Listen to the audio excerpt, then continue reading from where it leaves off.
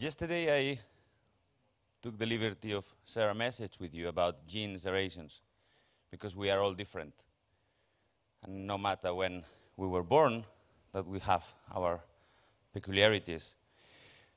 But now I want to say something about trends.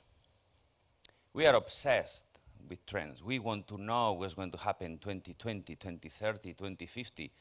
We will not be here, but we still want to know what's going to happen.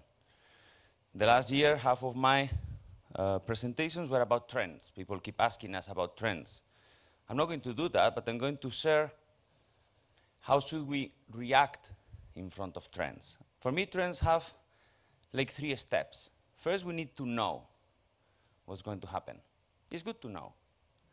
But then we have to be able to access to this technology, to these possibilities that they are offering. But finally, it has to be worth it. So let's put a very simple example. This is a trend. Did you know that? I didn't. But even if it's a trend, and you know that it's a trend, you need to have access. Can you ask your hairdresser to do this? I can't. But then, you have to ask yourself, is it worth it? So unless you're a football player, a DJ, or a go-go dancing in a club, I don't think this is for you. We do the same in facility management, workplace. Oh, I've seen someone office, fantastic.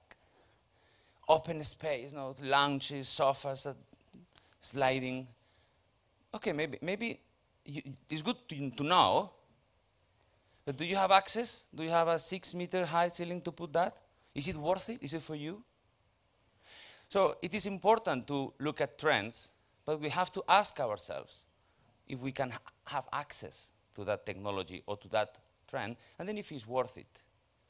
Of course, trends, with time, they become customs. So if we are not aware of trends and we not ask ourselves, we could end up like this. So that's why we have to be here, to share time at these conferences and question ourselves about trends, but then we need to take our own decisions. Roundtables in the afternoon, we'll talk about IT and other subjects, so I pass the microphone to Paul Bagos from RICS. Thank you. I'll just speak.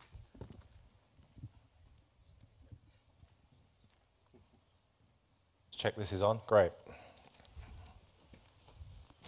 Let's all get seated. We have the app, so please feel free to send questions, and I'll ask our esteemed panel in the half an hour that we have. If you could put the timer on so I make sure we run to time, that would be great. So my name's Paul Bagos. I'm the RICS Property Standards Director, and I have a responsibility for FM and corporate real estate within within the RICS. So thanks. No idea. Okay. A couple of stats we were talking about over lunch. So the average age of an IFMA member is 51. The RICS has more members over the age of 70 working in facilities management than we do under the age of 30 working in facilities management. So as a profession, we've got some challenges, and we're here to really talk about the opportunity that technology might present to us to meet those challenges. Conscious you're not really here to listen to me, you're listen to the panel. So I'm going to let the panel introduce themselves, if that's okay. First person I will go to on my left, if you would like to introduce yourself, and then we'll ask some questions. So my name is Vincent Lenoble. I'm the founder and CEO of Measurement, and we collect data on the actual use of workplaces. My name is Harm van der Boogaert. I'm here on behalf of Facility Management Netherlands, a member of the expert group on technology. And in my daily work, I work for the Dutch government facility management organization. Hi everybody, my name is Paul Cox. I work in the Ministry of Justice in the UK. I do quite a lot of work in terms of workplace, whether it's occupancy measuring or the Commuter Hub initiative, which was successful in winning the Partners in Innovation Award last year. Yeah. Great, thanks. And today we can talk a little bit about the technologies that are available and how they're being used. we're also going to talk about the impact technology may have on our profession. And Chris Moriarty gave a great presentation earlier, I thought, very incredible insight.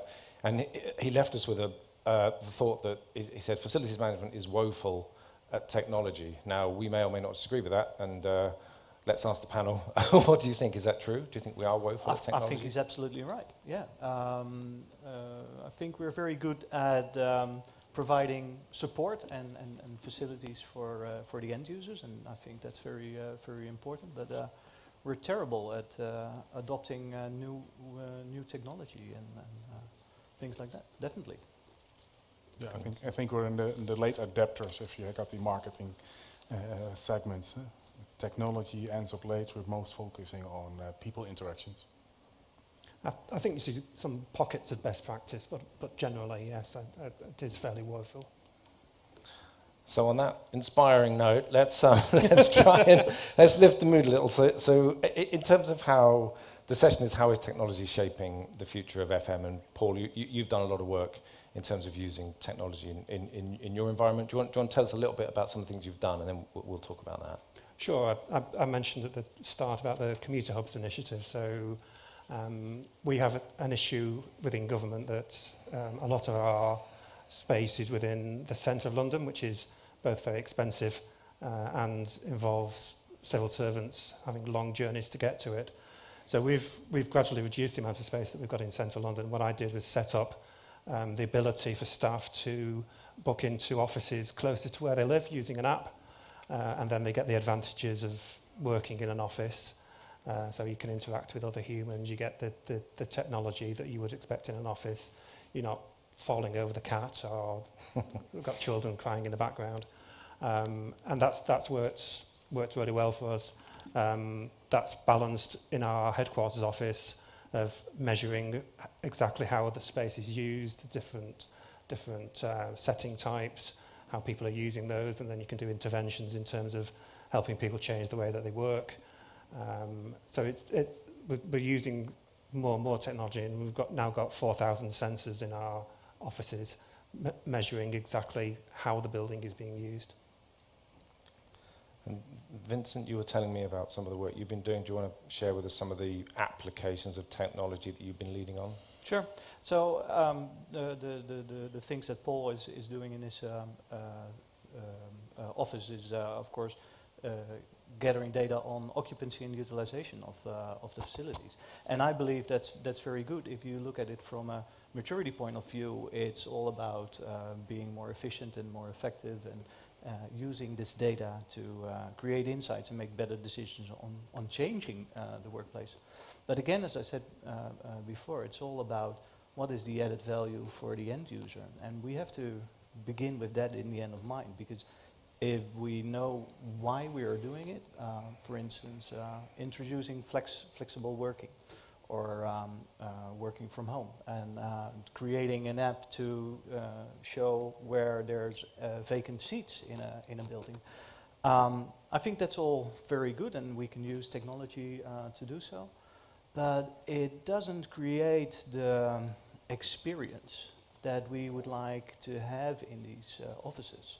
And I believe we as an industry know best how to support and facilitate workers, office workers, and employees. And we should create an environment that people feel at home, so they can be happy, healthy workers, and not so much search for an empty spot in their office, looking for colleagues through technology. So that's my look on it. And Harm, do you think, I guess the big question is facilities management ready for this technology? Is facilities management going to deliver what these organizations are looking for, or is there a risk that that service will come from elsewhere? I don't think we're ready yet.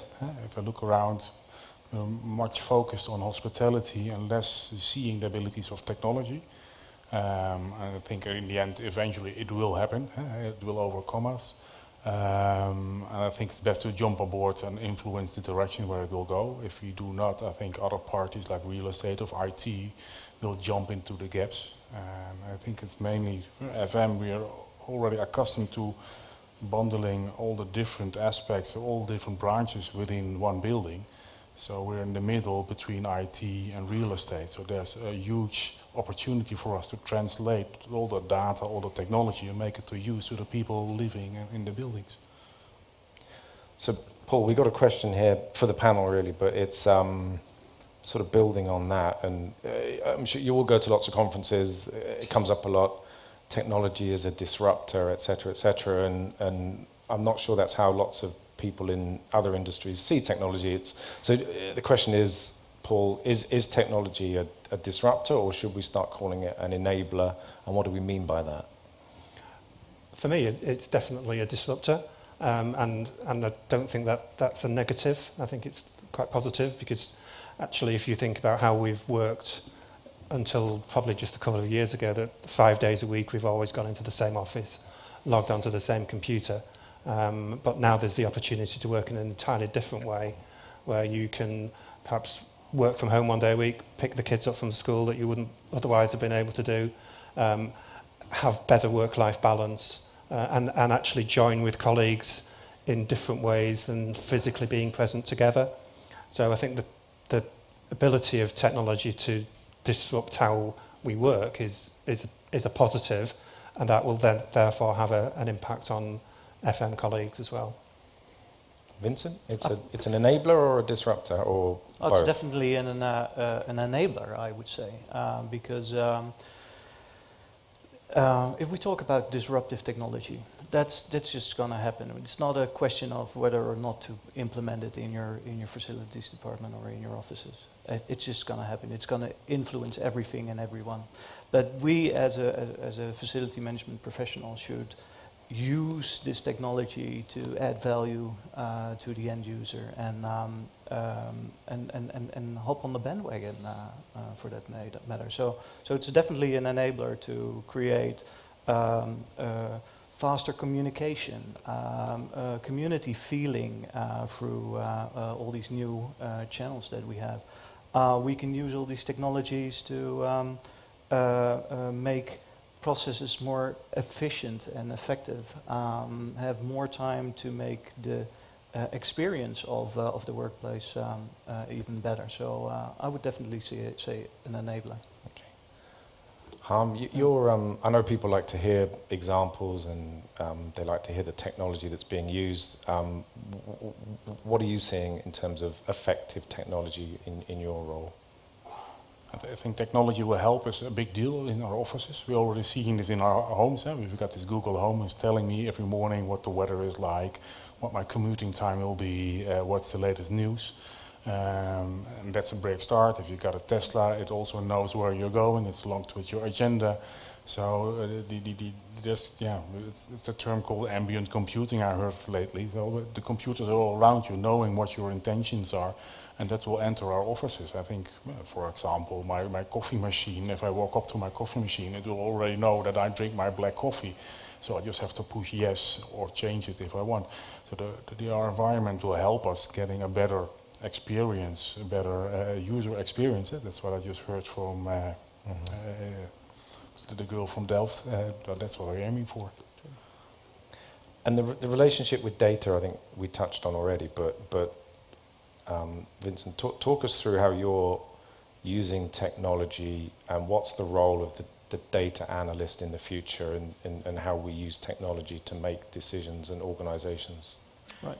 Well, I really believe in actually what David was just saying with his introduction, that it's a maturity steps. So we first have to become aware of the opportunities, and then we can take the next step and see the value in it, and see if it's worth it. So in terms of data, each step gives you different data sets, and these data sets can be used to make decisions on the next steps to take. And I believe it's still small steps that we need to take, but we need to take them much faster than we currently do. It is inevitable. Change is happening, and if we don't do it as a branch, someone else will do it. I agree. And Paul, in terms of you would have captured a lot of data in the work that you did. How did you pitch that internally in your organisation? How have you used that data, and what's the role of the data analyst in your organisation? Who does that?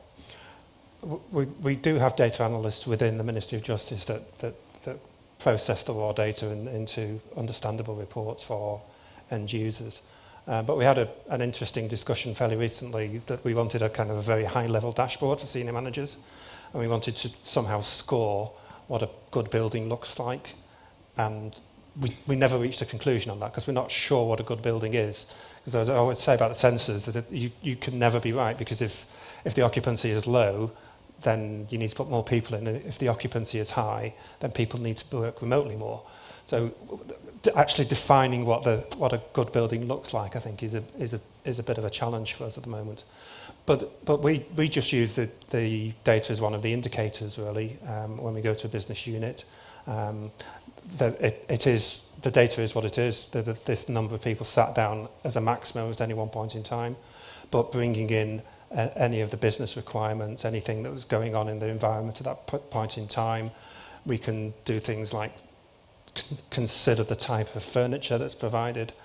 So using the analyst as an example, we have a variety of settings. Analysts need a desk with 2 monitors so that they can do the data analyst. If you look at the occupancy data for their touchdown space, they don't use it. So when you're designing space for analysts, you need to kind of bear that in mind. Other business units, you may get something similar, but you can work with them to change how they work, because almost as soon as you put a range of settings into a space, people will then start to change how they work. So you may find that you've provided the wrong furniture, and then you can perhaps change that around in the future based on what the reports are telling you. So do you share the data to the employees as well?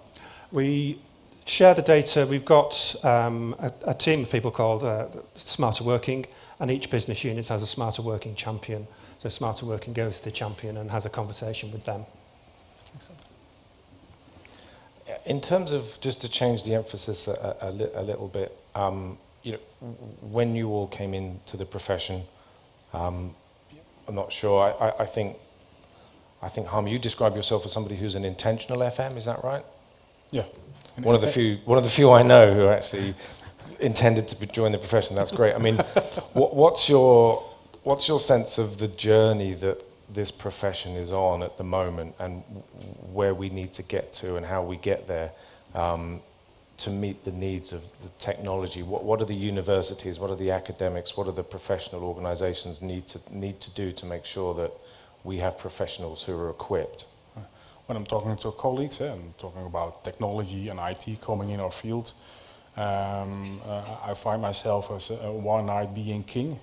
There's lots of technology and possibilities opening up, but very few people ever try to follow something like Python programming. What the hell is it? What is artificial intelligence? What can I do with Google Analytics? How can I look at a building like that? Very few people that I speak to on the floor are seeing the opportunities that are there. So I think academics, schooling should be more focusing on what is IT, how does infrastructure work, what is the basics of programming. You don't have to be a programmer. What is data analytics? You see in HR, you see functions like HR analytics. I think that somewhere between now and 5 years we got something like FM analytics. I think you already got one, and that will enter our field. That's a new way of thinking and looking at your branch, and we're lacking that by now. What do you think, Vincent?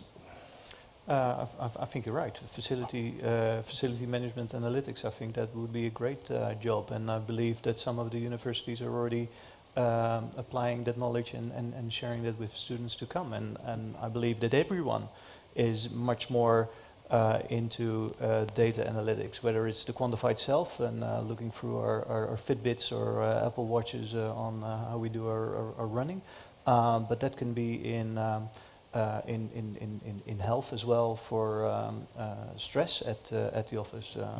For instance, technology would give us the opportunity to show who we communicate with inside an office.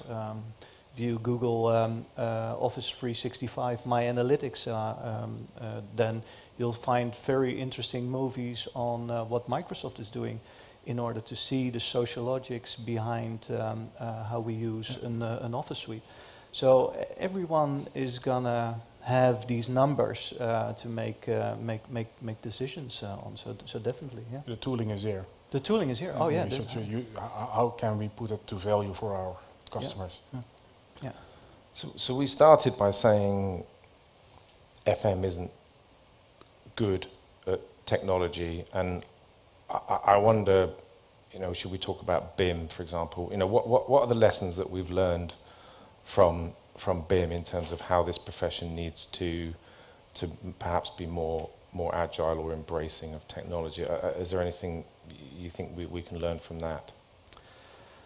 Well, I think that Simon Ashford said it before today, that it's not as bad as we think. There's actually a lot of BIM implementation going on, and it's just a matter of a few more years, and we'll have this implemented everywhere. It's like going back from the huge paintings to cut, and now it's going to be BIM. I do think that if we want to remain relevant, that we need to speed up. We just need to get our shit together and get some work done. And if you don't have the capacity yourself, you should partner up. There's so many companies nowadays that have this beautiful technology that we can all use and implement very easily, and we just need to step up. Paul, what's your learnings from BIM? I know you've done a bit of work around it. It's not an area that I'm particularly an expert in, but I've certainly seen huge advantages come forward for things like building prisons, and massive savings have come across from that. I think from my experience, mostly in the office estate, I think the soft landings are really the critical thing, making sure that there's a clear handover to FM colleagues once the project completes. That's probably a bit of an area of weakness at the moment, certainly in my experience. Is there a sense that FM is a bit of a crossroads here, and technology is part of that? I'll explain. We did a piece of work at RICS that said up to 88% of RICS professional roles, and that's a wide set of skills, appreciate, but are at risk from the use of technology in the future. So their roles will have to adapt, or they will disappear. And we also did a piece of very big FM focus research and asked a lot of FM what the challenges were in their role. And technology was a very low 6th or 7th on the list. The top list was all about operational cost. So is there a risk that FM could become so focused on the commoditized service operational drive for cost that it will miss the opportunity for technology, and therefore it will become a profession that only sits in that space? Is that a real risk that you see? I think that's a good question for the audience as well. So get your questions in or remarks through the app. But it could be a threat. It could be a downfall, definitely. Yeah. What do you think, Han? Yeah, definitely. I think a lot of FM businesses, if you see the prediction how artificial intelligence will in the future shape jobs, a lot of the repetitive standardized work will be automated. So, and that's a large part of FM now sometimes. So that part will go, and then you have to be able to switch and to make sure that what can you do with the data, how can you adapt your technology and make a better service. So yeah, that's a big change. And threat, but also opportunities. Yeah. Cool. It's maybe like Christian Huber said yesterday, we need more human sensors to get in the workforce. I think in pretty much any profession, the impact of things like machine learning and artificial intelligence will be massive. But our experience probably over the last 20 years is that technology has changed jobs throughout the world, but actually there are more jobs that come to replace those jobs, but just in a slightly different sector. So I think it's probably in terms of reskilling, and clearly technology is going to be a key part of that.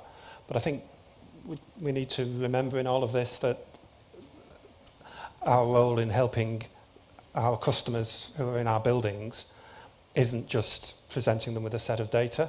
It's actually listening to them and taking on board their feedback and the human skills as well. It's not just analytics. So what the customers want then, Harm, let's start with you in terms of, because you talk about the need for us to understand our customer and deliver the solutions they need. What is it that they're looking for? I think we just heard now that too often we see that facility management telling the customers this is what you want. And I think they want a building that adapts to their needs. Like my example with the coffee machine, it knows what I want. It wants to adapt. If I go to a workplace, it should change its lighting and temperature to what I need for my work right now. I think that's why your customer, that's why you make your happy customers. Vincent, you've done a lot of work here, so... Yeah, I would always hope that it's a sense of belonging and development, that's what people will search for.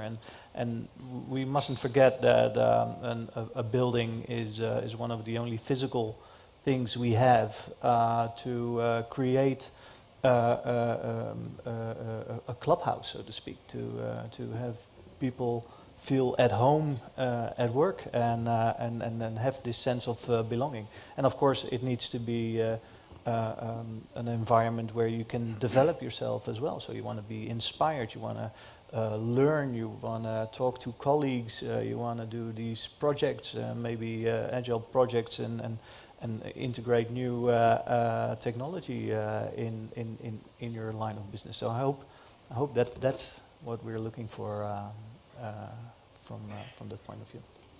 So what does the future look like in terms of David talked there about trends, and sometimes there's a criticism of the real estate industry. It rushes to a trend and everyone talks about the Google slide or put in 1 million sensors and your problems are all solved. What are what does the next 2, 3, 4, 5 years look like from your perspective? I know that's a difficult question to answer, but what's coming down the track that we need to be getting ready for? Make it my glass ball. Yeah, go for it. Question, yeah. But I think the data part, there's much more data, and how can we deal with it, make it to value, and make better services, better customer satisfaction. I think that's a big one. And then we'll see the sensor, the IoT devices coming into your office. And we all know these hype words, lots of them going around. The big challenge will be how can we get all these techniques working together. Can we have some kind of backbone infrastructure connecting all these various services and making it to value? And that will be a hard thing to do. That if you can do that as a FM industry or real estate industry, I think you're having a big bonus. Paul, what's your experience? So I think that as we move towards the future, it would be good if people can kind of work the way that they want to work. So there's been a bit of a tendency in the past to just en masse move to open plan working, and that suits extroverts but doesn't suit introverts. Perhaps we can find ways that different personality types can work effectively. We can look at how we deal with disabilities. So is the sink that's installed in the office able to respond to a wheelchair user so that they can access it? Are there hearing loops in meeting rooms? And actually enabling everybody that works in the workplace to do their best. I get scared shitless if I see Amazon's Jeff Bezos walking next to this friendly Boston Dynamics dog named Spot, and see the robots running through the forest doing somersaults even. Or, for that matter, the Cambridge Analytics and their 50 million Facebook accounts deep dive that they've done. But I also see a lot of very nice technology and integrations possible. Coming here to SOFIA, I'm very happy with my booking app on my phone, with my online check-in for my flight, with Google Maps showing me where to walk and where not to walk. So there's a lot of technology that we can adapt already, and that's making life very easy and beautiful. But there's also a lot of threats. I think we still need to make a lot of mistakes, fail hard and often, and learn from it, and share that with each other, and then progress from there. It's an evolution. Which leads in nicely. We've got a couple of minutes left. So Harm and Paul, Harm, start with you. You know, we've got a room full of experts. We've got a room full of industry leaders, a room full of industry ambassadors. So what do we need to do as an industry, as a profession today? What do we want to walk away from this conference and do when we go back to our organizations? What's your call to action for us? Get more familiar with IT, the IT challenges, the opportunities technology brings, and make sure you're ready. Don't hide, don't run, don't fear it, but make sure that you're grasping the opportunities. There's loads of them. And Paul, what's your ambition? Very, very similar, really. Think about the workplaces that you represent and how the new technologies can be enabled within them. Great. So I think we're nearly at the end of the session. So thank you. Great session. I kind of what I wanted us to get across is my feeling is the profession is at a crossroads for many reasons, and Chris Moriarty earlier set out, you know, in a great way, some of the challenges for a profession that for 30 years has continued to sort of fail to, you know, explain what it does, and clearly we need to be doing that a lot better. Technology is an enabler of that conversation, and it really does provide us with the opportunity to position facilities management as, you know, a great business enabler for delivering the value that we want to talk about, rather than the commoditized cost that everyone gets a bit bogged down in. So thank you very much to the panel. Thank you, Vincent. Thank you, Paul. Thank you, Harm. I think we are within 1 minute, so hopefully that gives you enough time to arrange the setup. But please thank the panel, and thank you for your time. Thank you.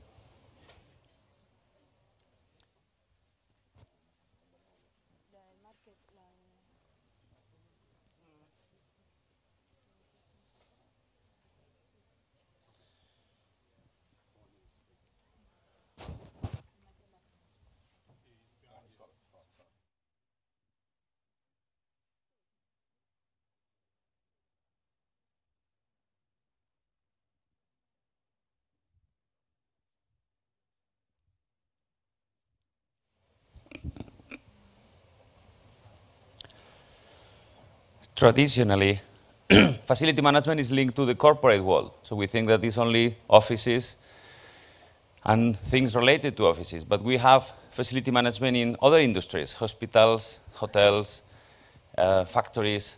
So we thought a good roundtable could be one where you see the visions from different professionals working in different environments. Facility management has to be understood in different ways. And the way that we apply facility management models, it depends on the client. And the client has different perceptions and different needs.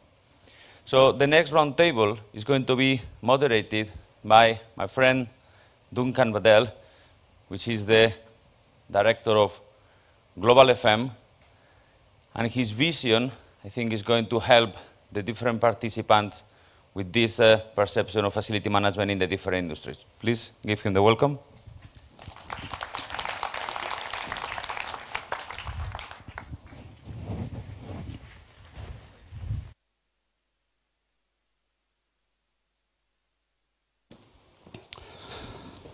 Thank you all. David, it was quite interesting when the four of us reviewed the poser that you have put to us. It was with some degree of trepidation, because it's a pretty scary question that you're asking. Before I commence, or before our panel commences, I would just like to do a brief introduction of each of our panel members, and no doubt they are well known to you. First of all, I would like to introduce Suzanne Bisler Nielsen, who's with the Capital Region of Denmark Centre for Real Estate. Welcome. Anna Douneva, who is the Director for FM Operations in Europe for Teva Pharmaceuticals. Welcome. And I don't know who this man is. Can anyone help me out here? No, I'm sorry, Ron. How are you, mate? Ron van der Weerd, who's the Program Manager for Real Estate and Campus Development at Hans University. So welcome to you all. And what I'm really pleased about is that David pointed out that we're all different. Well, I've actually found out we're all pretty much the same, because even sitting down for half an hour before today to discuss this difficult topic, I found out there's an incredible passion that runs for FM from each of these people. And I think that's evident with the roles that they play in their organisations, which I think is really important. The second thing that I found out that was very similar was that they are all FM leaders in their own right. They have held senior roles in their own companies and in the wider community in their roles as well, leading change and being involved in leadership of the development of FM, not only in their own organisations but outside. The second last thing that I wanted to say that we had in common is that I found out we had an interesting connection in flora. Ron and I, as two thorns, are delighted to be sitting here with two roses, so thank you very much indeed, and you can take that up with me later. Okay. The other thing, what I also found out, is that each one of us has gone through a step change. Each one of us has changed our roles from what we originally thought we were going to do for the rest of our lives, and I know that there are probably many in this room who have been through this as well. But interestingly enough, apart from the step change that we've made, all of us have gone into a different field from the practice that we were involved in to the practice of today. And what I'm going to ask each of our panel members is to talk about that step change that they've gone through and the lessons that they were able to take with them in applying and developing a business model in FM. Now, of course, we have a tertiary education background here with Ron. We have a research background here with yourself. And Anna, you come from a corporate environment. I'm not sure if it's listed or unlisted, but it doesn't matter. It's a corporate environment which has got a large geographic spread. And to that end, we've got perhaps the need for different business-focused and business models associated with the delivery of the tasks that are involved. So, Anna, what I'd like to do is kick off and ask you to share a few of your insights from the roles that you've played in the past and how you've taken your finance background into this completely different field, I suppose, as far as the FM leadership is concerned within Teva.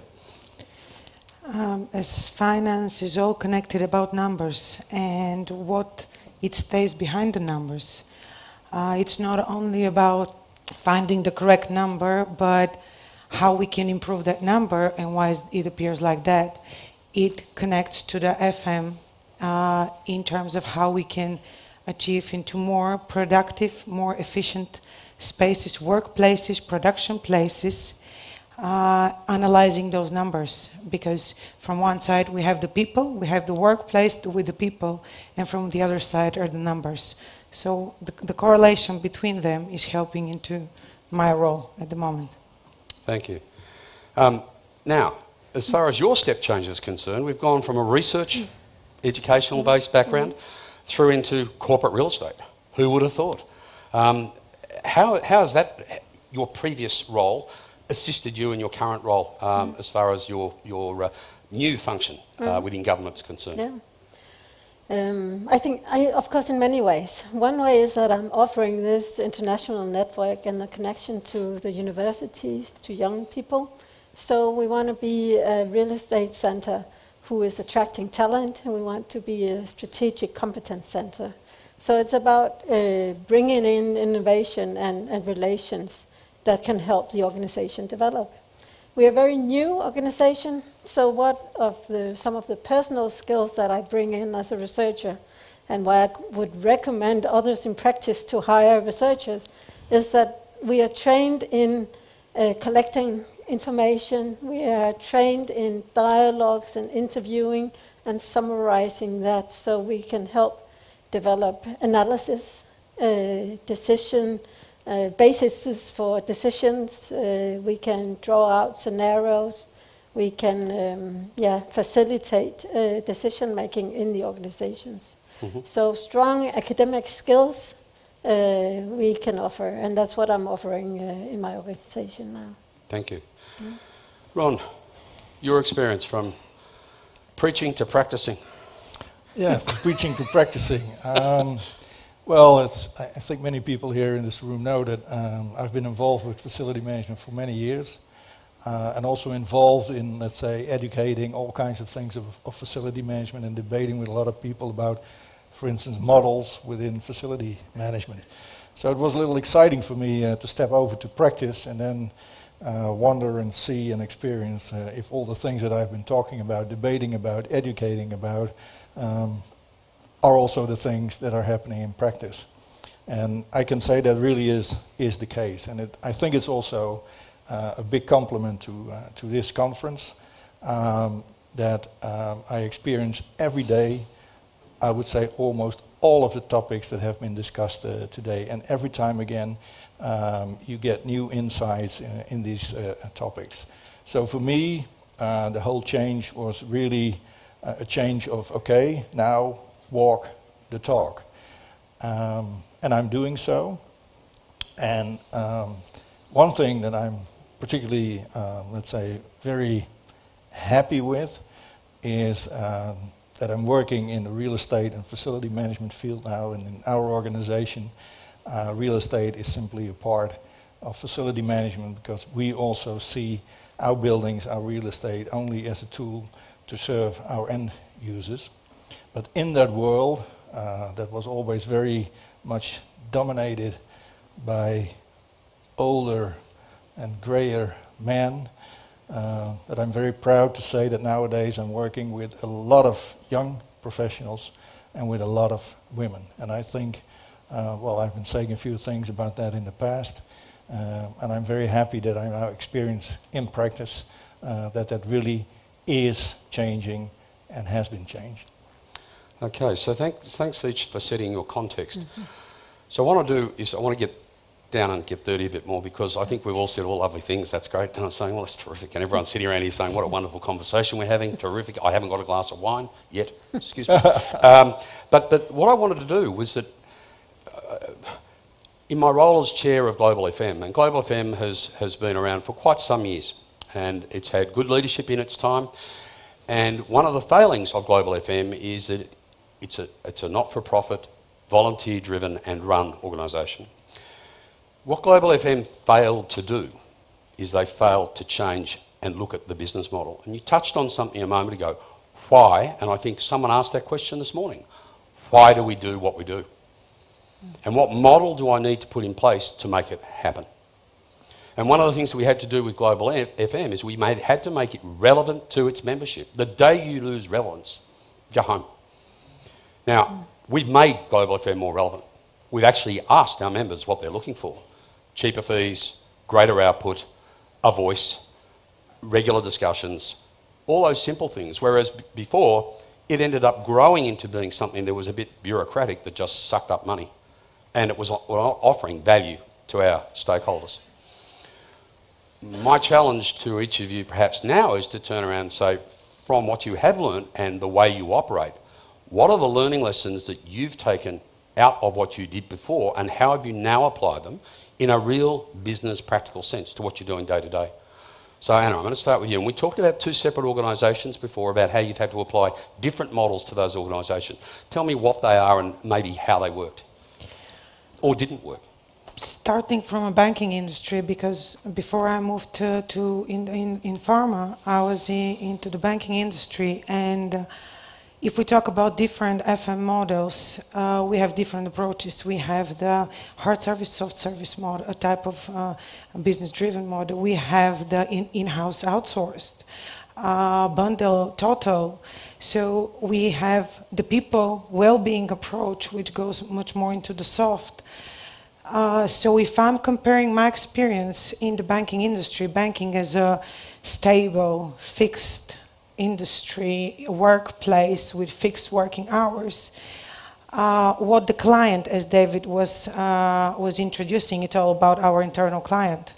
And what the client is expected is much more having the fixed working place. I need to go into the bank, it's so stable. I need to go to the fixed hour, I have my lunch break, and this hour I'm up, finishing with my working time. And it's much more about delivering the hard service and ensuring that the building is operating. While when you move into the more sales industry, like commercial part of pharma, you are much more flexible. Then you see the client, how it's much more turned into the workplace as an area, as part of spending time collaborating with colleagues, discussing, and when you put on top of that the global company like Teva, when you have all the mixture of different cultures working together in one building, it comes the business-driven approach to deliver the most flexible, agile, and at the same time still lean working place in order to motivate the employees to stay, to be productive, and to feel inspired to be part of the company. So you mentioned data before, and numbers, as far as your beta point is concerned. How do you actually take that raw data with all those variables you've just mentioned and develop a business model to suit? Now, I know not one fix is right for everything, yeah. But how do you go through that analysis, and how do you decide and determine what the appropriate path is? The standardization of processes, procedures, KPIs, we all have that. We measure systems, we measure supplier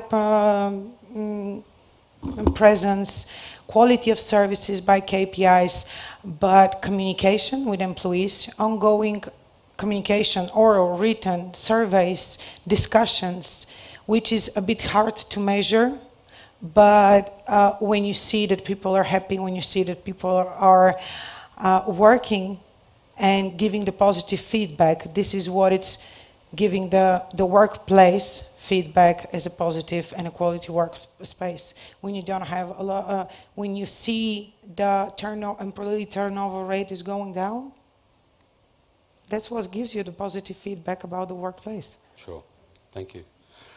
Suzanne, from all the research that you've been involved in and the education field, what basis or what framework did you put in place in a real life situation? So from a practical point of view, what did you take out when you first started and said, right, this is the way, this is the framework? I know it's a new role, so that's great. So you get to set your own rules. You're not picking up somebody else's baggage. What were the things that you started with? What, day one, you walked in, blank piece of paper, what did you do? Right. So day one, I brought my big professor shelf, all the books, 25 books totally only on facility management, and I have whole toolbox and all the theories, all the excitement things. And I thought that I should implement it on day one. I mean, How did you I go was with probably naive. Oh, okay, 1 week, but then it would be time. Sure. But it's a new organization. It used to be 12 decentralized organizations, and now we are 1. So it's a lot more. The whole first year we are spending time on just establishing, getting an overview of the portfolio, finding out the estates and the technical conditions, organizing agile organizations, defining strategies and values. There's so many basic things that needs to be in place. So even though we would want to be the preferred collaboration partner, even though we are the kind of the obligatory, mandatory FM supplier in the public organization, there are some things that we don't do it right now because there are other things that are more important for us to do. So we need to get... About priorities. Yes, Yeah. simply. A common FM system. So does that frustrate you? Kind of things. Does it frustrate you that you've got to set priorities and you can't do it all? Yeah, it's extremely frustrating if you're impatient. Yeah. I try to be patient, and people probably know me as impatient, but I need extremely patience here. Right. But right ahead of us is exciting moments where we will also look into hospitality, also look into patient journeys, also look into different kinds of creating different healing environments. Mm-hmm. And Ron, yourself, I mean, what did you do day one that was different to what was being done on the last day before you arrived? I mean, was there masses to do, or did you just want to make changes to tweak it to suit what you saw as being the opportunity in the development of an FM model, delivery model? Yeah, well, the one thing I noticed immediately that when I stepped into the practice of facility management, that it is a world that is constantly changing. And so I think what Ian van der Pol already said this morning, the only continuity is the change. And so that's why I was so inspired in the afternoon, late afternoon yesterday, so all the people that already left, they missed something. And we very often say in the Netherlands, the best part always comes late. But there was the presentation of Leo Lanen, and he presented a very practical model on how you can work as a facility management department.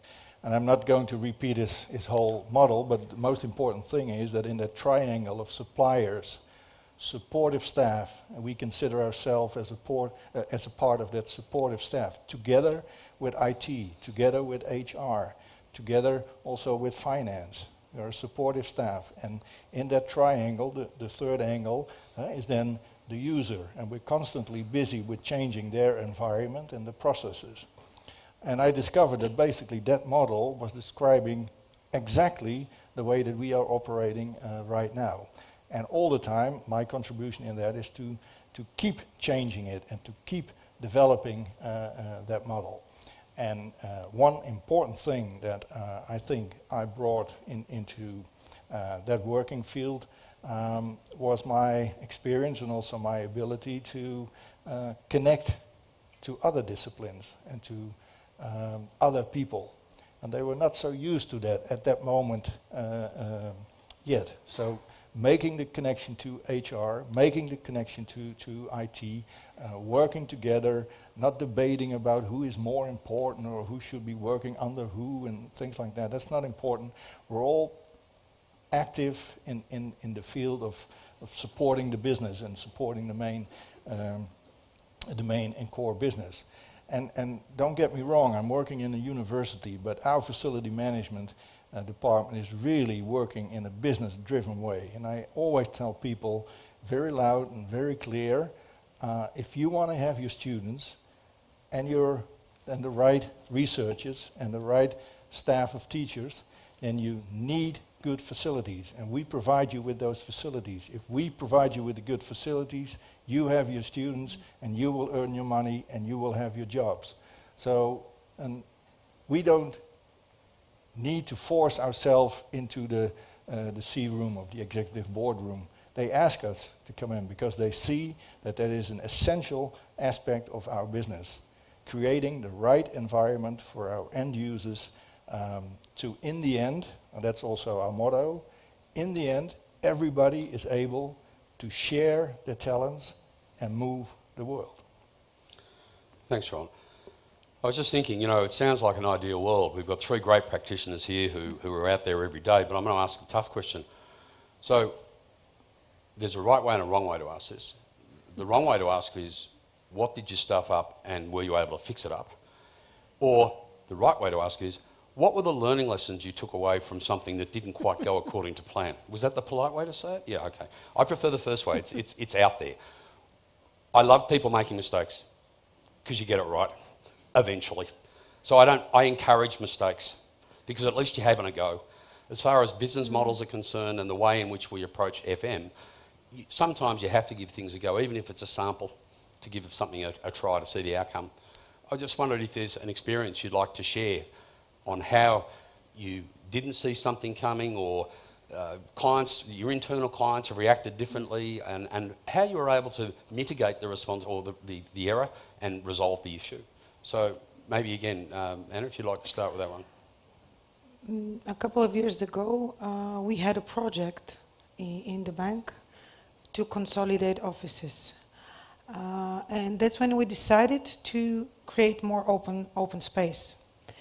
The team that was working on that project was not paying very much attention on the change management, and was not paying very much attention on information of employees, what's next. So it appeared at some point of time, relocation, building ready, everything is ready, so people are just put into an open plan, half open, semi-open, not full open plan. People were very unhappy.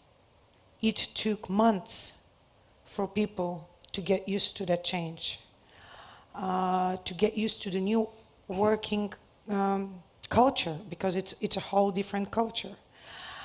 Now we just realized, finished our project for the new office for Tev in Sofia. We consolidated 3 offices into one new building. But in this project, we took all the steps. We took change management, we took professional advisors for acoustics, materials. We nominated ambassadors. It's not only the EuroFM has the ambassadors program, we also had the ambassadors program. So from every team, we had a representative who would be attending a bi-weekly call, and we will be delivering their concerns. So we listen to their concerns. We would be delivering answers, so they're spreading among all employees. We prepared town halls, we prepared workshops, what will be different and what will not be different, because at the end of the day, what we shared is that, especially with the management, is that nevertheless, if you're in an open plan or in a closed office, the way you manage your team is not changing. The way you communicate to your people, it's not changing. And what I see now, a month after the relocation, we have received between 6 or 7 feedbacks, and they're not negative, they're just things that we noticed that could be improved. And they're small things that we already know about, and we're in process to finalize. And everybody's happy. Of course, we have people who are a bit more reluctant and have been more reluctant during the change management process. But that process helped a lot. And it is very crucial to any FM model. Nevertheless, if it's changing the process, changing a policy, changing a standard, changing a workplace, whether it's physical, non-physical, communication and working with the people, making them feel involved and part of the process, that makes them accept the change. Thank you. So it's not easy to admit that we got it wrong, but we did something about fixing it up. Yes. So, and you've now applied that new practice into next projects, so I understand totally. We took measures in the bank, but months after that, so it took much longer time for people to accept the change and to get used to the office and to start liking it. And that comes at a cost. And there comes the productivity. cost. Exactly. Be one thing. Yeah. Exactly. Yeah. Okay. So Suzanne. the example that I would like to bring forward is actually from the world of research and how we are producing knowledge, methods, and research for the benefit of practice. But sometimes we, as researchers, miss. I mean, we have asked the research questions in a way so that the practitioners don't really feel that they get so much help from the question and the answers that we find. So you find there's a disconnect? So there's a disconnection. Right. So it's really asking for help from practitioners, both to phrase the questions, find out what is it really that makes the findings and the relevance, how that can be increased. And at the same time, the researchers need to be more engaged in one or then the particular situations. And now we're back to the theme of this session, this roundtable, that we need to understand the specific context to find out which part of our research is relevant and interesting for this particular person and for the market. Sure. No, I think one of the toughest things that I do in my professional life, when I go in and I'm advising someone at a senior level, I was going to use the word strategic, but I've been told that's rubbish. Strategy is just another word for thinking, so I prefer the word thinking. When I'm helping someone try to get this through, the first step that I find that FMers fail at quite often is they fail to understand and establish expectations of their role and what's required. So it comes back to that why, and then how is it done and how can it be done better, and then go and do it. So getting the right questions, as you rightly point out, is so important. And researchers will find a greater deal of connectivity if they're demonstrating they're asking the right questions and establishing those expectations. I think that's a really important point. And then communication. Absolutely. Right? Finding out which part of your research is relevant for the specific context. Context. Indeed. Ron, I know you don't make mistakes. I understand that. I make a lot of mistakes. Nah, so. I know, we all do. Have you got something you'd like to share with us on that line? Yeah, well, for me, I think that I've learned basically are two things. One is that I stepped into a world that is a very serving world, a world always also that is very problem-solved orientated. And so what I experienced a lot is that a lot of people in my department are listening to what the end user is asking, and they ask and they ask, and they run and they run, and in the end they die. So what we have learned is they ask, but then you ask and ask. And basically you ask for the why. What is the problem behind the problem? And then you run. And then you also allow yourself to make mistakes. Making mistakes is a good thing. You learn from your mistakes. So make your mistakes as long as you stay in contact, communication with your end user. So whatever you do, measure, evaluate what you are doing. Is it a success? Okay, we did it okay. It isn't a success? Okay, what did we do wrong? What can we learn from it? And then if you work like that, you don't die, but you live. And the other thing is that in our department, and I had a little bit of influence there in the past, we now every year have 10 young students fulfilling their internships of 6 months in our department. And on top of that, we have every year 2 students that are doing their graduation research also in our department. And it is incredible, really incredible, what we learn from those young people. Not only out of the work that they are doing for us and the research and all the tips and advices they are giving us, but also in the way they work themselves. So they change our complete way of working in our department because they have a different view on the world, they have different experience, and they know a lot better than we do how we should approach, and especially in our case, our students.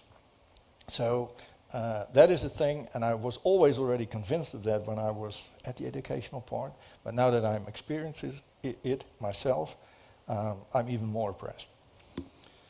Yeah, it's outside influences play a very big role in the life of the practice of management of facilities, and I use that word that way, management of facilities, not the other way around.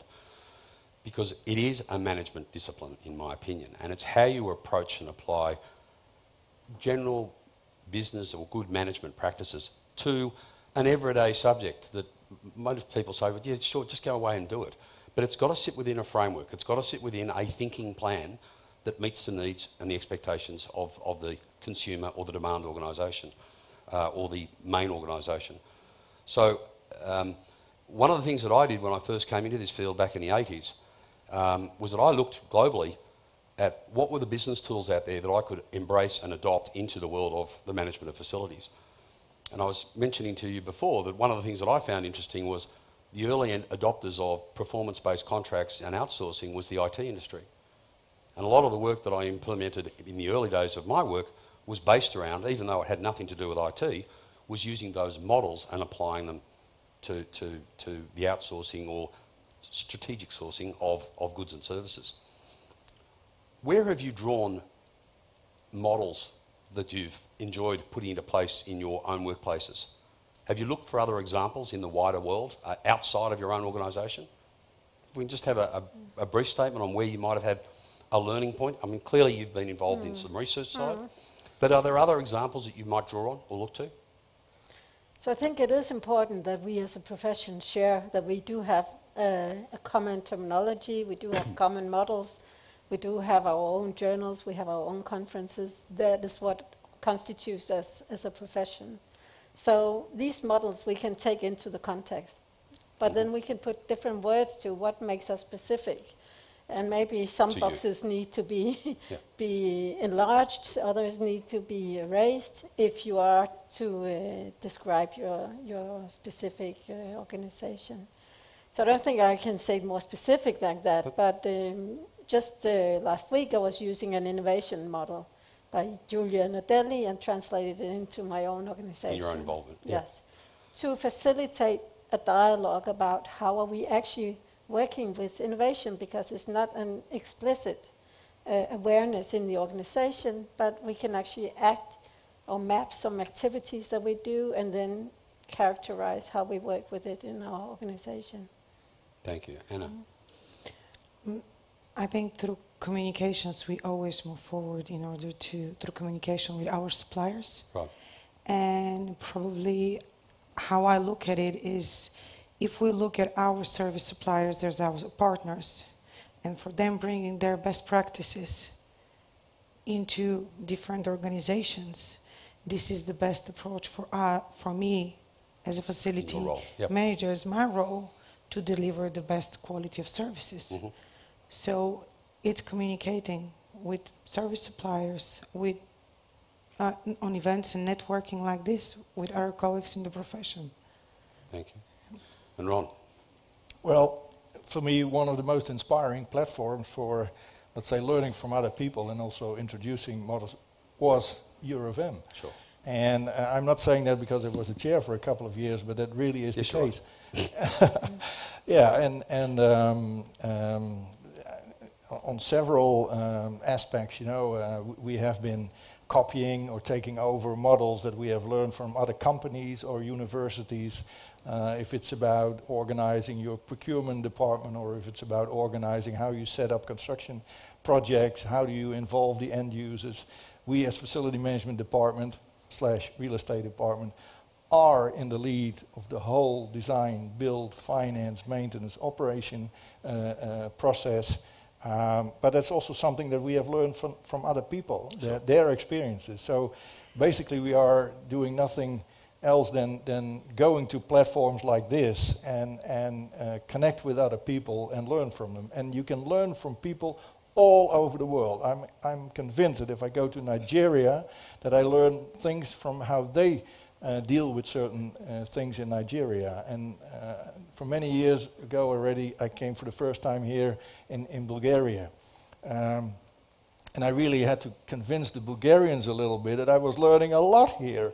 And they said, oh, I'm learning from... Yes, that is how it works. And it doesn't matter where you are going, you can always learn something and take something with you home. Okay, thank you. Now, I asked each of our panellists just to very quickly give me a snack version of a takeout. And I know they've given this some thought. So, in a few words, your takeout as far as I this subject's used to concerned? be very devoted to seeing the world as everything is different in each different context. I don't know if it's age, but right now I think that, especially in education, it's so important that we give the students some common ways of thinking and then raise their awareness that they should always be the translator into the specific context of these models. So a bit of both today. Okay. Anna? Probably managing changing environments, behaviors and people and emotions, taking this into our profession. Thank you. Ron? I would say build bridges, connect people, stay connected, but walk the talk, share your talents, and move the world. Thank you all. Susan, Anna, Ron, appreciate it. Thank you all for your attention, and we hope that you take something away from this, this specific discussion, as I'm sure you will from the whole conference. Appreciate it. Thank you.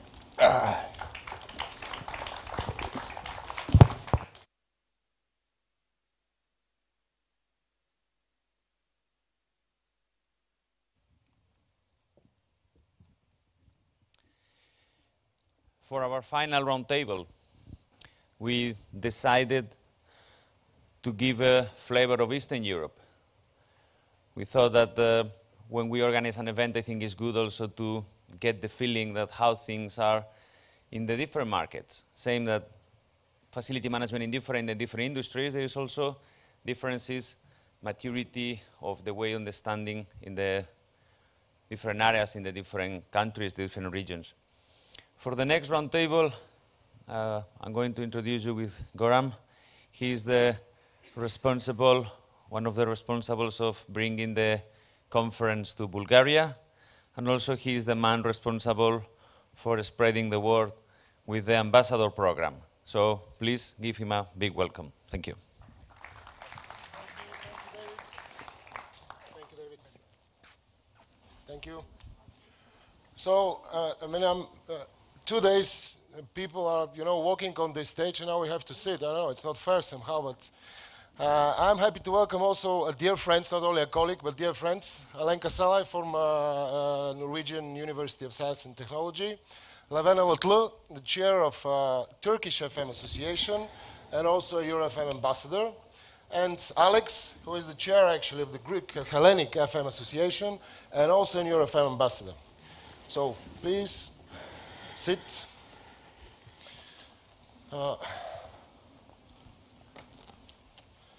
Following the logo of the conference, or the slogan of the conference, once upon a time. So once upon a time, there were, people living in normal houses, like, wooden houses. They don't have water inside, so they have to go outside to the well to take water. They take care about animals, cows, pigs, sheep. They grow tomatoes, corns, they harvest, and other agricultural. Actually, they didn't know yet that it's agricultural. No, they live a simple life. They were happy, more or less. Yeah, a difficult life, but simple. And suddenly a guy appeared, a very nice, very fancy guy, says, "Hey, I'm a facility manager, So, okay. Do you know that in a while you will live in apartments, in a block, in a condominiums, in many floors?" Well, okay. And you will have, pipes. The water will come directly in your bathroom. So, that's good. Yeah, then I will not go to the well anymore, bring some water. You will have sewage. You will have, heat. Okay, that's good. That's good. I'm glad. And then, you will not anymore. You will sleep only in your apartment. You have to go to the office to work. Office? Why? I mean, I feel good here. No. You have to work, but you have to work at the office. And you will have a car. Car? I need just 2 pairs of horses more. I don't need car. I don't want car. No. You will have a car. You will dig in the ground. You will get oil. You will put oil in the car, and you have to go to the office. Why? It will be like that. And then, in your office, in your house, you will have air conditioning. What? An air conditioner on a big chiller on the roof. And you'll have electricity. You will forget about all these candles now. And everything will be connected by wires. and it will be, you know, waves, and all the sockets and all the chillers and everything will talk to each other. Why? I don't want to be there. I mean, I want to stay here. I mean, I'm comfortable here. No, no, no. You will see. It will be for good. And are we actually ready for a change? Do we want to change? I mean, for sure, we are developing in a way. I mean, but what kind of a development we want? Do we want a development that is pushed by somebody else, that pushes it to us and say, okay, this is how you should do it? Or it's just a development that we want to develop in a way that we want to do? So flying over the, I don't know, we have moderators from Australia. We have moderators from Brazil. We have, you know, Asia roundtable over there. We have a lot of presentation from Western part of Europe. So the only thing I can say is welcome back to the Balkans. We are here. So making this, you know, relations with a historical development of where we were and where we are and where we would like to be, I can say in the same way we have a different developments in FM in different areas of this world, and I don't want to say that there is we should look for equal development in different stages. But honestly, I'm very happy that all of us you are here, and we can talk also about what's happened here in the region. I would say that I want to talk about the region. I don't want to talk about countries by countries, because countries by countries we are very interesting of, you know, a very unique cuisine, a very unique mountains, very unique seaside, islands, ski resorts. But I think that if we're talking about industry and if we talk about business, we should talk about the region, which makes sense because of all similarities that we have in that region. So, I mean, I'm very happy to be in a company like that. But sorry, guys, I will first ask Alenka, because Alenka, she was participating in a survey about the maturity level of the FM markets in Eastern Europe, together with the University of Liverpool. So I would ask, please share what are the results of this survey. I know something, but you know, I'm also curious about what exactly are in this paper. Thank you very much for this introduction. And yes, this is a long journey, and we started with Matthew. Matthew is hiding somewhere, I cannot see. Hi. Here is Matthew. And we started with very simple discussion. It was started last year, and we asked each other, what is happening in Southeast Europe? What is the status of maturity level of facility management? And we decided, okay, maybe we should just jump into the research and try to find out what is going on. And it wasn't a very easy journey, but it was very exciting, and it is still going on. Why? Because we couldn't get all the interviews until now. And there are not so many countries, but we didn't get enough information. And still missing the contact with Bosnia-Herzegovina, the contact in Montenegro, and I'm happy to see Greece here.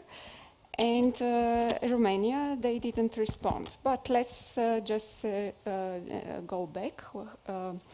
But that's why they didn't respond, but we know that there is an FM inside, there in Romania, isn't it? Yeah. Yes, yes, we know. Yeah, well, I tried to contact them several times, and we know them very well, but it's another story.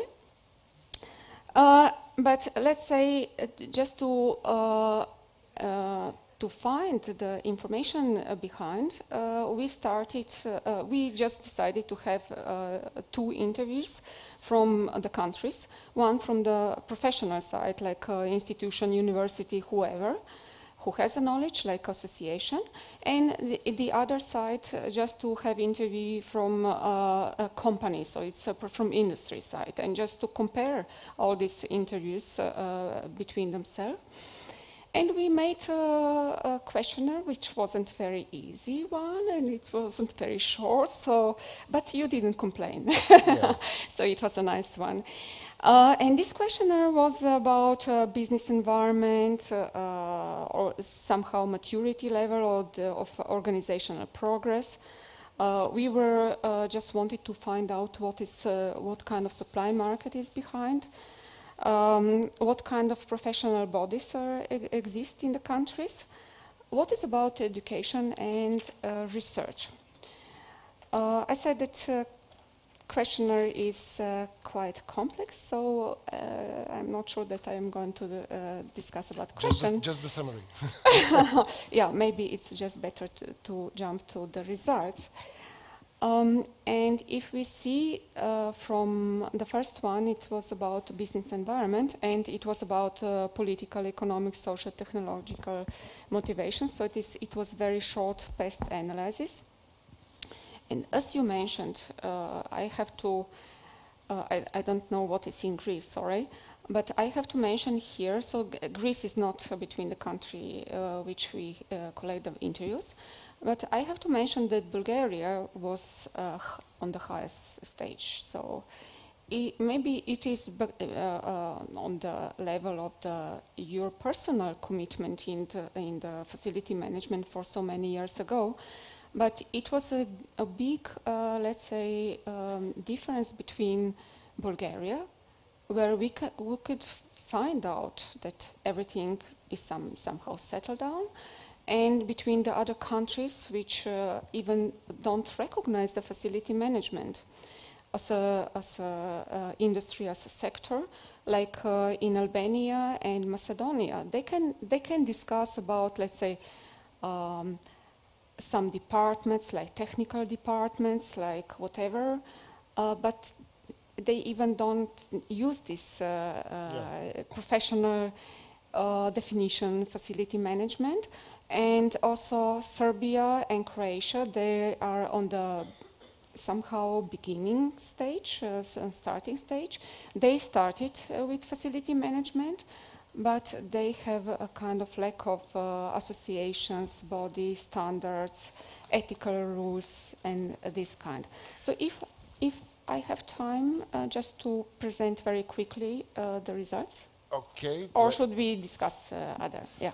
Maybe at the end if we have time, but just tell us what the results about Turkey. They can represent themselves.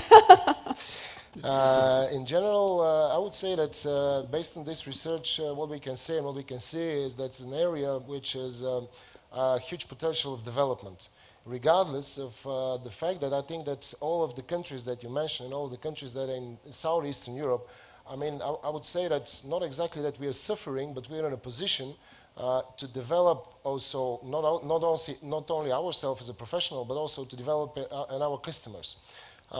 So being squeezed between cut the cost, go there to work, and trying to find a free time and trying to find a motivation in order to change the attitude, in order to, let's say, extend the added value that we can give, we are really an area of a huge potential.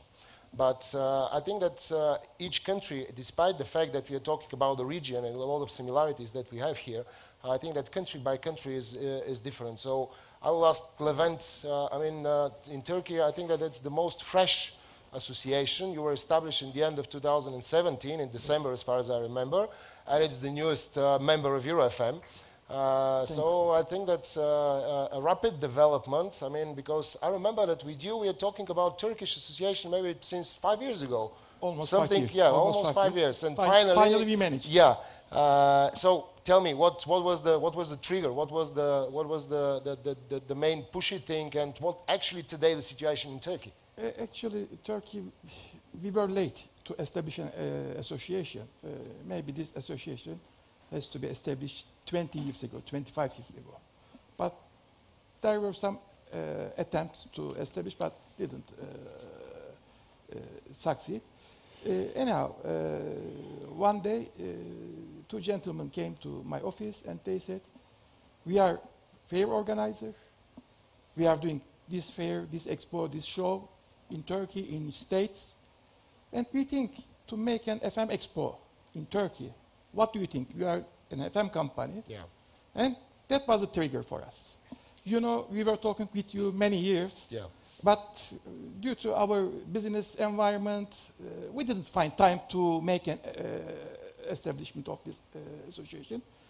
within 4 months, we really succeed to reach 15 companies, and 7 of them big international companies, and the others also local but big companies. They are servicing all over the Turkey. For example, I made a small survey. The total employers of 18 members, 15 founding members, is 50,000 people. Quite a number. This is quite big amount, and in the market maybe there are 1,000, maybe more than 1,000 service company, management companies. Finally, we established end of 2017, and we became the member in EuroFM in March. Yeah. And we also joined your survey, Yeah. very fresh member. And then we organized an expo in Istanbul, 9 to 11 of May, FM Expo Istanbul and Turkish Facility Management Conference. Thank you for your participation and opening speech. It was a great honor for us to host, to see you in Istanbul. And now, it was a big success. Next year, we will organize again. Every year we will organize. And next year, the dates are 2 to 4th of April. Everybody is happy because we felt a big gap in the industry. Yeah, but how you evaluate actually today from the perspective of a chairman of a Turkish FM association? Is Turkey a mature FM market, or? We can say it's not very mature, but there are big companies in Turkey. But even though many buildings managed by the owners, Yeah. or the owning company. The level of outsourcing is not that high. Yeah, the level of outsourcing is not very high. But within the last 15 years, there's big change in Turkey. Maybe if you came to Istanbul, you will see big projects, mixed-use projects. Now there are PPP hospitals, mega projects, third airport, bridges, etc. But the professional management has to be in Turkey. So we will learn from the experienced countries, experienced associations, and we will transfer this knowledge to Turkey. Yeah. And we have to teach to our customers what is FM. Of course, this process takes time. And Alex, I know that, I mean, Greece and Bulgaria are a little bit similar, like size, like population, not exactly like geography. I mean, but how do you evaluate the situation of FM in Greece? Like already discussed, the profession of facility manager is kind of misunderstood also in Greece. If you ask my mother, she's very proud of me. Oh, my son is the president of the HFMA. Perfect. He makes posts in LinkedIn, in Facebook. But if you ask her, yes, what's he doing? I'm not sure. I don't know. So I think it's an issue that we all have. We in Greece have created our association since 5 years ago. Yeah. And someone that's organizing conferences put us all together, all the companies working in the facility management, in order to create the association. Since then, we now have 25 members, which are Greek and multinational companies. We work a lot with each other in order to train the customer about the need of facility management and what is facility management.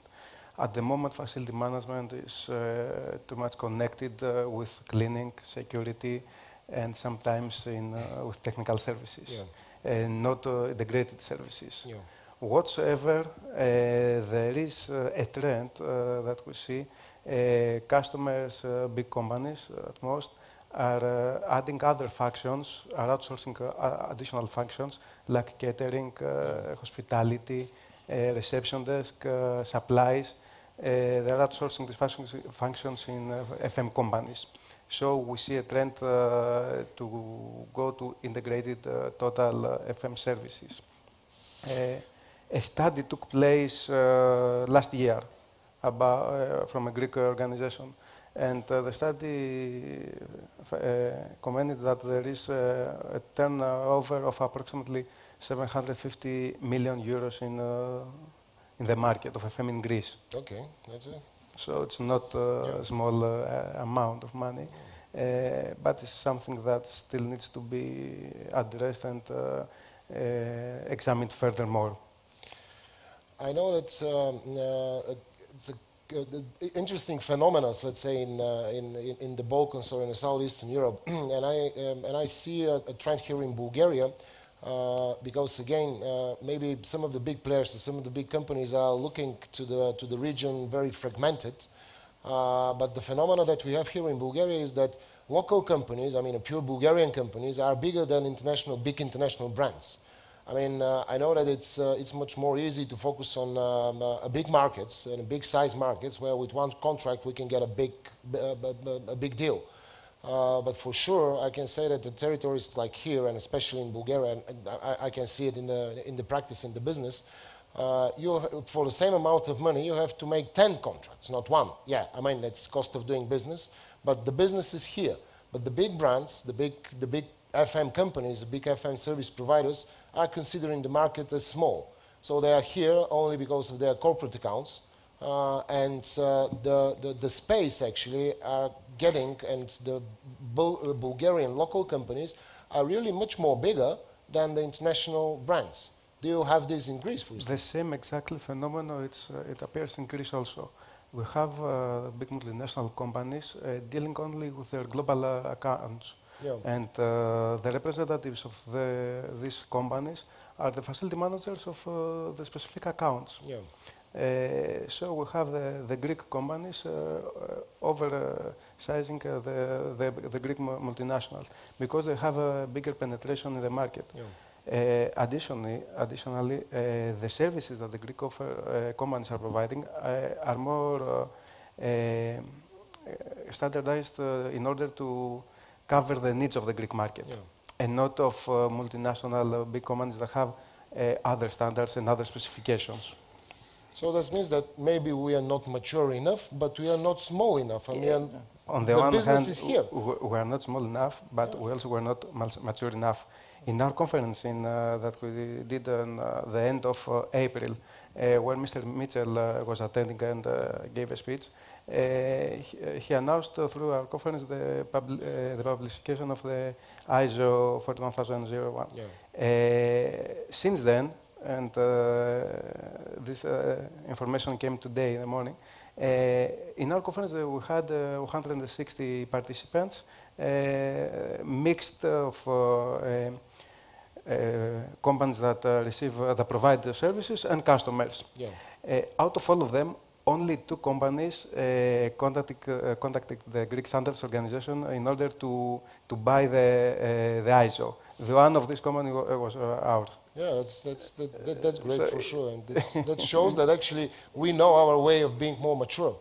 Levent, I'm pretty sure that there is no doubt about the matter of size in Turkey.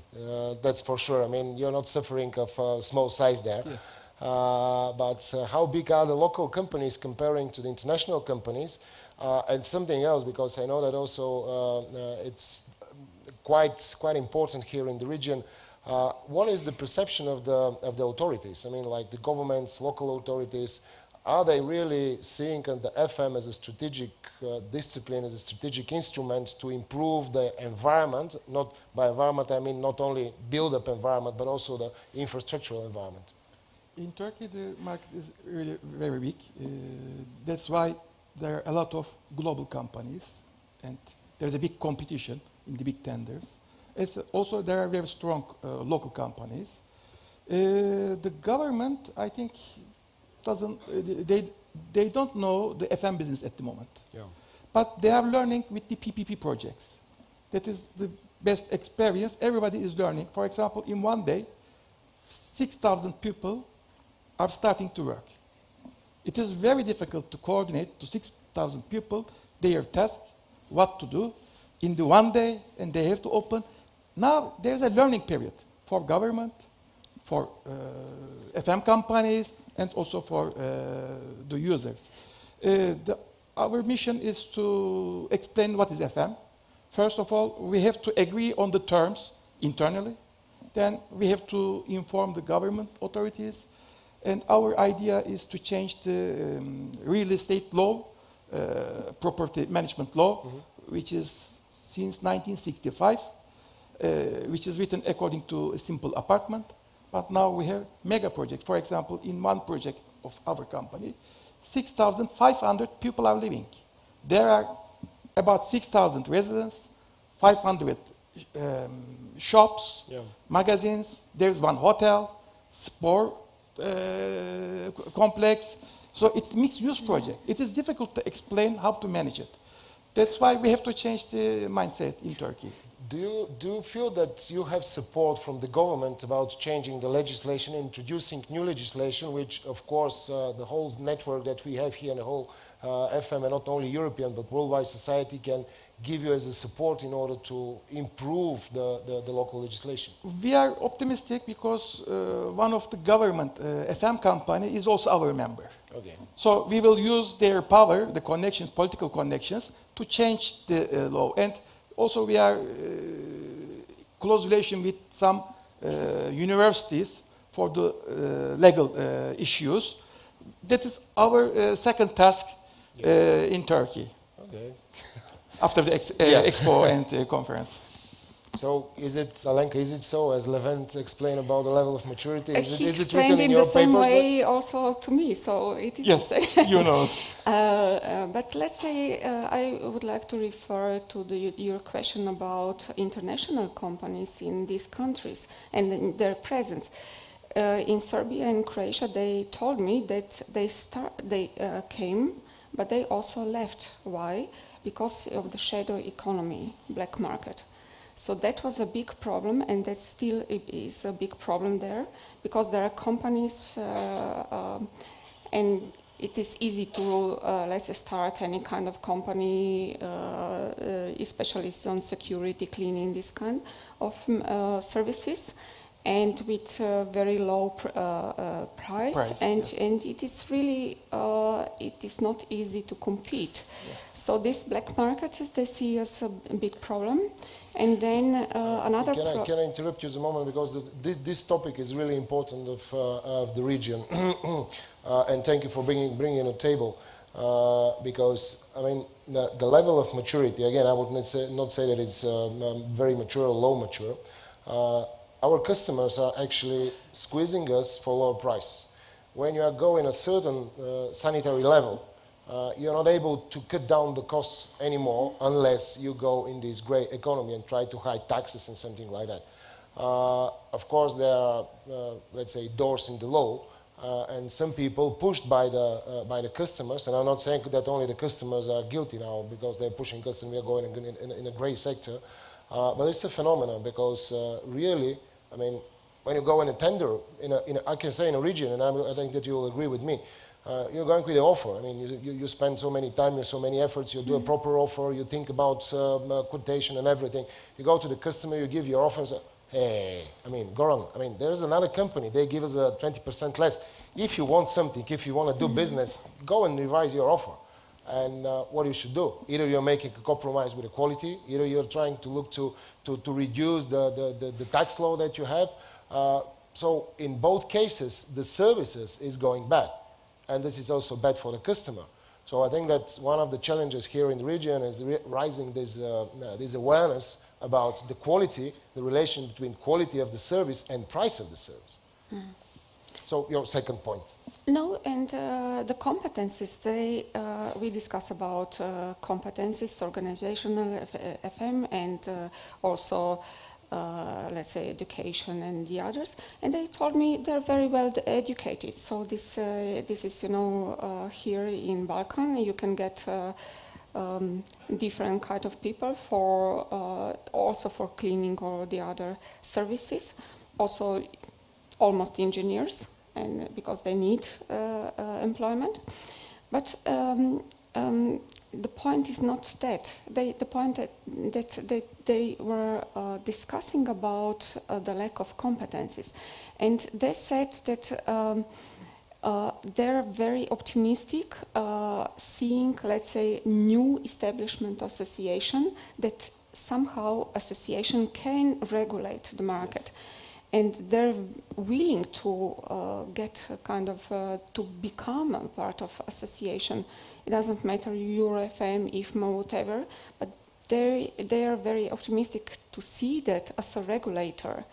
or to bring the standards, because they don't have any standards.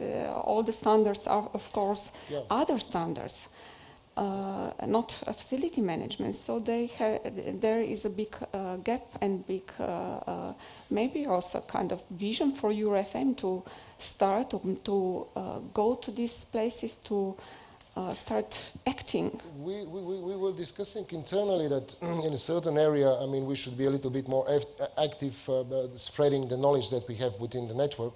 But you're right that actually when there is a gap, I mean, when there is a need, an association, which for me is the logical connection between the business and the authorities,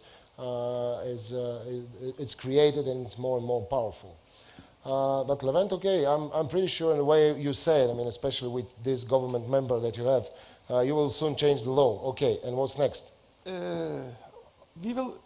We are preparing to make some courses, training courses for the public, maybe certificate courses. Also, our aim is to reach 2 universities, one from Istanbul, one from Ankara, and to develop industry and university relationship.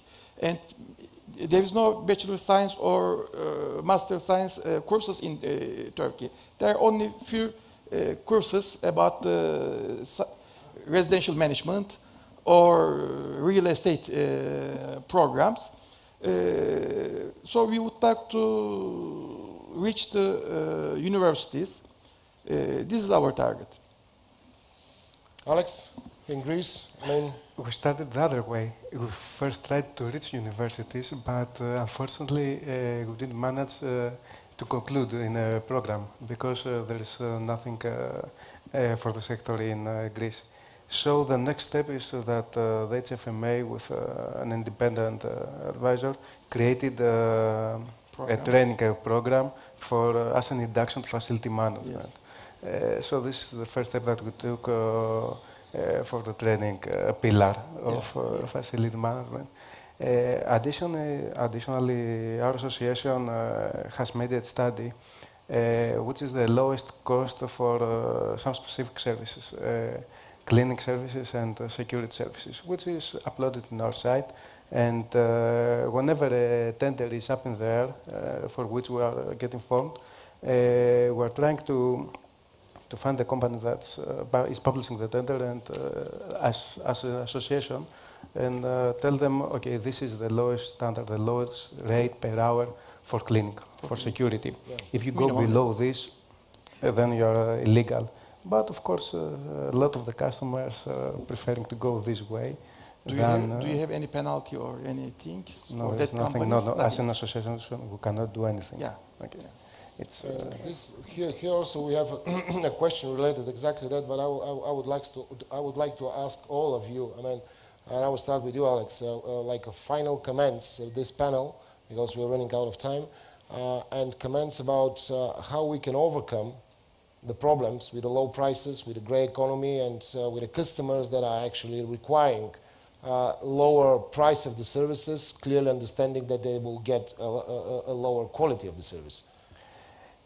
Our purpose is to train the customer. That's not the hour that you work, it's the productivity during this hour and what the FM provider is offering to you. You're not getting a cleaning lady, you're getting the result. So we are trying to proceed in another concept of performance contracts. Yeah. So don't care about how many times you are going to pay me. You are going to receive the result. So care about the result. Add some KPIs. Don't charge only with the hours. Add some KPIs. Charge me for what I am offering to you and not how many people. And if the quality of what you are taking is the proper one. And how you are going to do this? Measure it. Because if you can't measure it, you cannot improve it. Agree. Thank you. Thank you, Alex. Levent? I think the education, giving information to the clients, customers, about the quality, the details. So we have to increase the awareness of the price level also, the concept of the services. So conferences, one-to-one meetings, that will create awareness and consciousness.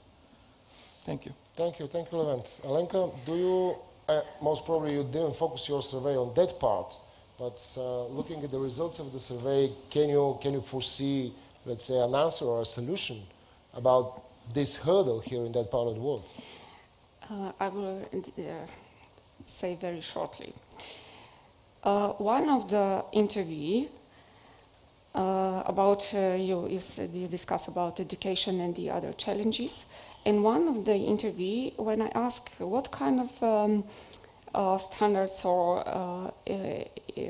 what do you use to measure the satisfaction, and he asked me back, why should we use? We can see that they're satisfied or not satisfied. Okay, so that was kind of sign that there is really lack also of knowledge and experiences. All these countries, there is a big potential, but they were also discussing about problems that public services and institutions, they have a huge resistance for outsourcing. So this is the way how should we come there. I think that Euro FM Association has a big challenge to go there and to help these people. That's so we have more work to do. Thank you, Elenka. Thank you, colleagues. Thank you for this, for your participation at that roundtable. I'm pretty sure that we will have a lot of news from the region. I mean, sooner or later, and I'm sure that will be a good news. So thank you for your participation. Just a few words from my side. I mean, we have a cocktail after that. Don't hurry, don't go right now. Then we have awards. Then we have, before awards, we have a collaborative wall. So this was the last, let's say, part of the official presentations and roundtable and sessions, but stay here with us. I mean, there is still something to be seen, not something, but very interesting and exciting things. And I will ask our treasurer, because he's an expert with the figures, Scott, to give us, I mean, I think that we already have our numbers about statistics, about how many people watched us online, how many people are here, and other interesting numbers. Scott, please. Thank you, sir. Okay. Thank you very much. Nice session. I enjoyed that. Thank you. Thank you. When I arrived in Sofia on, lost track of days, Wednesdays, my intention was, because I saw this round stage, to run around the stage like Usain Bolt, so I didn't show my back to anybody. But I think, as you can tell from my athletic physique, I was lying. I was never going to do that. So just so you know, I think this stage has worked very, very well. It's a really unusual way that we've presented the EFMC. And just to give you some snapshots of the EFMC, there's been over 300 attendees actually come to the event. We've had several thousand people online streaming what we've been doing, and I don't know if your phone is like mine, but my phone has exploded these last 2 days with social media. Tweeting, LinkedIn, sharing, so on and so forth. So social media really is playing a huge impact.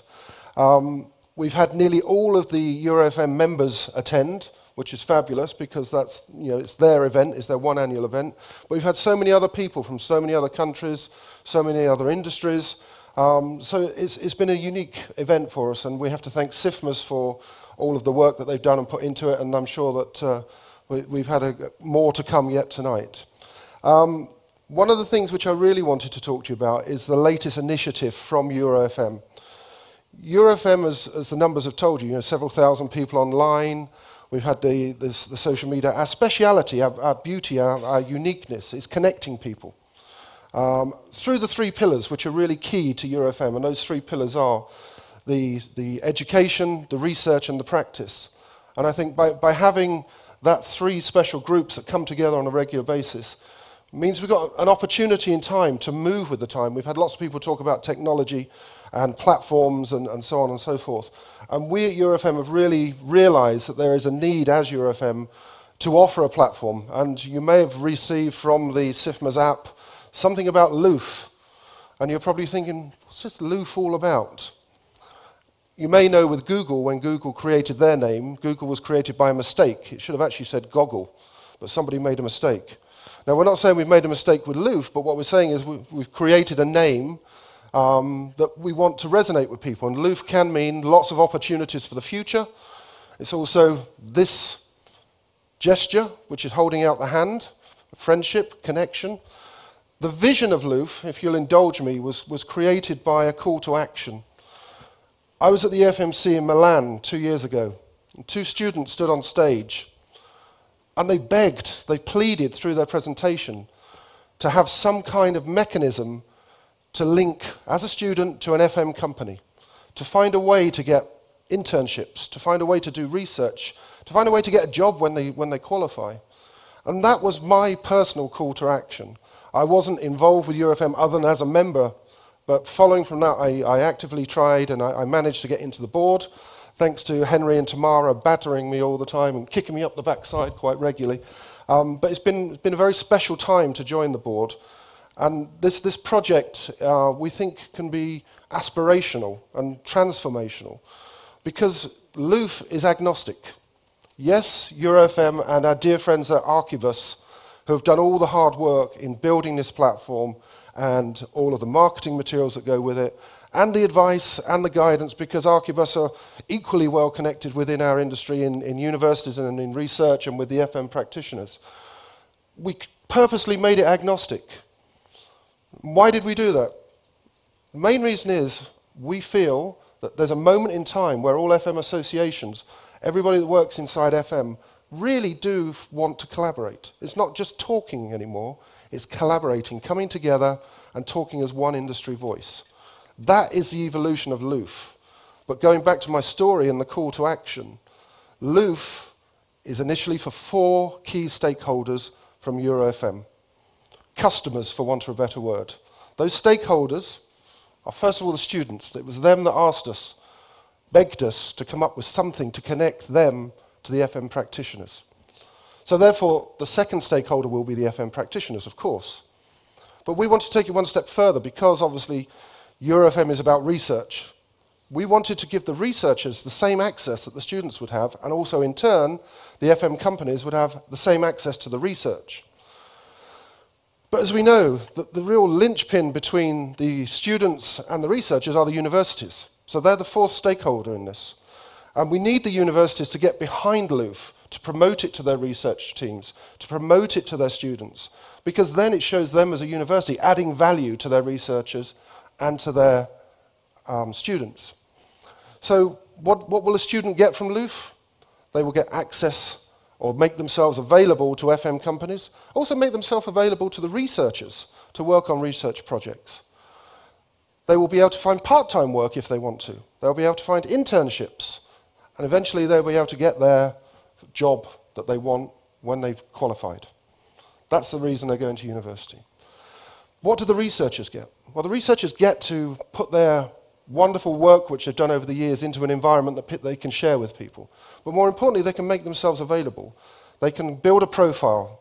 They can make themselves available where companies that are looking to ask for a white paper to be created or a specific piece of research they want to pay for, the researchers can make themselves available and sell their services, shall we say. For us, this, we believe, is going to be a real game changer in what we do as EuroFM, because we are connecting people and we're creating a platform for opportunity. Now, I know the cocktail event is about to start, and I know that we're all probably ready for a glass of wine. And as Chris said earlier, we all had 1 or 2 Coca-Colas too many. But please indulge me, and please have a look at the little video that we're going to play now.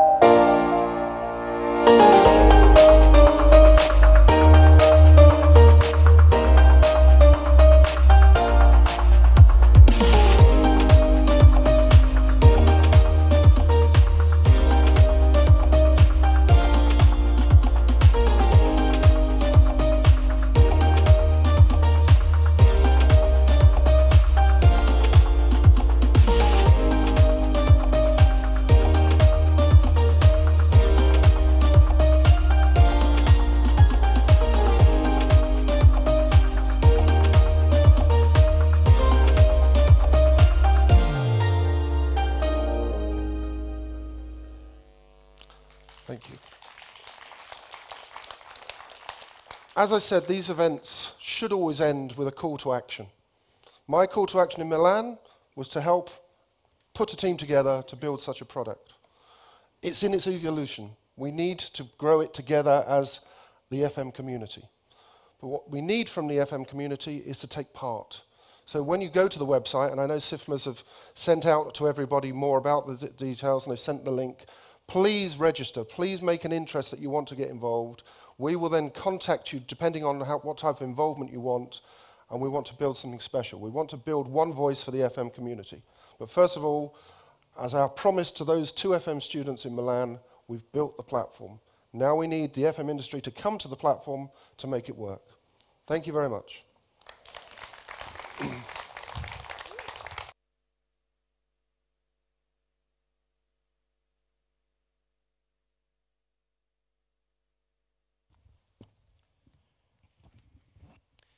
So we are ready for a drink, I think, for something to eat.